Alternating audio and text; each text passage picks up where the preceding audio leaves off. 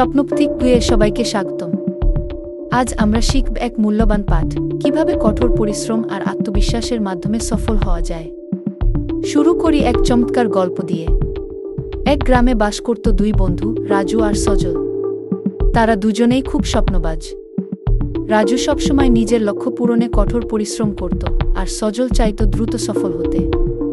একদিন গ্রামের বড় একজন ব্যবসায়ী দুই বন্ধুকে ডাকলেন।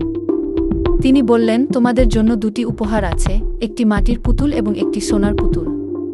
তোমাদের একজনকে সোনার পুতুল এবং অন্যজনকে মাটির পুতুল নিতে হবে। সজল সঙ্গে সঙ্গেই সোনার পুতুল বেছে নিল। সে ভাবল, সোনার পুতুলের মাধ্যমে আমি খুব সহজে ধনী হয়ে যাব। অন্যদিকে রাজু মাটির পুতুল বেছে নিল।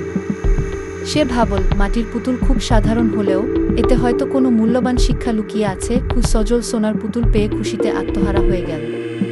সে ভাবল, এখন তাকে আর কিছু করতে হবে না। কিন্তু কিছুদিনের মধ্যেই সে দেখতে পেল পুতুলের সোনা আস্তে আস্তে খসে যাচ্ছে। অন্যদিকে রাজু মাটির পুতুলটি ভালোভাবে পরীক্ষা করতে লাগল। একদিন সে আবিষ্কার করল পুতুলের ভেতর একটি চাবি লুকানো।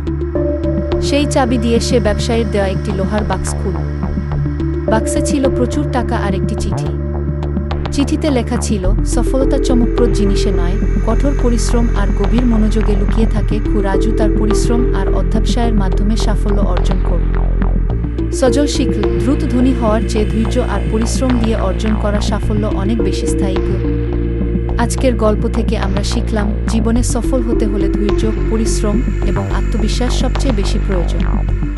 যদি গল্পটি ভালো লেগে থাকে তাহলে লাইক, শেয়ার আর সাবস্ক্রাইব করতে ভুলবেন না।